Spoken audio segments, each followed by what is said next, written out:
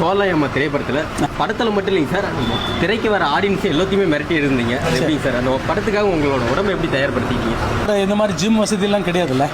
அப்போ கிரவுண்டில் எக்ஸசைஸ் பண்ணுறது தான் எனக்கு தெரிஞ்ச. தண்டாலில் ஒரு 30-40 டைப் ஆஃப் தண்டால் தெரியும். அந்த தண்டாலில் பண்ணுறது, அதில் கூட அந்த படத்தில் 4-5 டைப் ஆஃப் தண்டால் பண்ணியிருக்கேன். அதை தான் திரும்ப பண்ணுறது தான். ஸோ அப்படி பண்ணி உடம்பை ரெடி பண்ணது தான். ஸோ ஒரு எதிர்பார்ப்பு ஏதோ ஒன்று பண்ணிட போகிறோங்கிற ஃபீலில் தொடர்ச்சியாக செயல்பட்டதனுடைய விளைவு தான் அந்த ஹெல்த்து அப்படிங்கிறது தான். இப்போ பாடி எல்லாருமே நிறைய பேர் வச்சுருக்காங்க, அந்த அவேர்னஸ் எல்லாருக்கும் இருக்குது. அந்த டைமில் குறிப்பாக சரத்குமார் நல்லா வச்சுருப்பார், அதே மாதிரி அருண் பாண்டியன் சார் நல்லா வச்சுருப்பார், நானும் வச்சுருப்பேன் அப்படிங்கிறது தான்.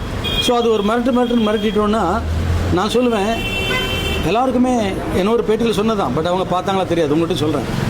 ஒரு வீரன்னு சொல்லிட்டு தமிழ் சினிமாவில் சோலையம்மாவில் கஸ்தூரிராஜ் சார் அப்படி காட்டியிருப்பார். அவன் அடிக்கிறதுக்கு ஆளே கிடையாது அப்படின்னு காட்டியிருப்பார். அவ்வளோ பாரு மாவு வீரனாக காட்டியிருப்பார்.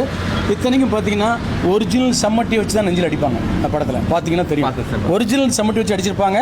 எனக்கு உடம்பு வீங்கிருந்து ஒரு சைடு வீக்கமாகி 2 நாள் ஷூட்டிங் கட் பண்ணிவிட்டு உட்காந்துருந்தேன். சரியா? அது மாதிரி அருவாளை வச்சு வெட்டும்போது டம்மி அருவாள்னா கூட ஓங்கி வெட்டினா தான் அது கரெக்டாக இருக்கும். அப்போ அது வெட்டி அதில் காயம் பட்டுருக்கு. ஓகே, ஸோ சூளத்தை வச்சு வைத்து குத்துறது ஒரிஜினலாக தான் குத்துவாங்க, தாங்கிக்கணும். ஆனால் அது கொஞ்சம் மழுங்கின கத்தியாக இருக்கலாம்.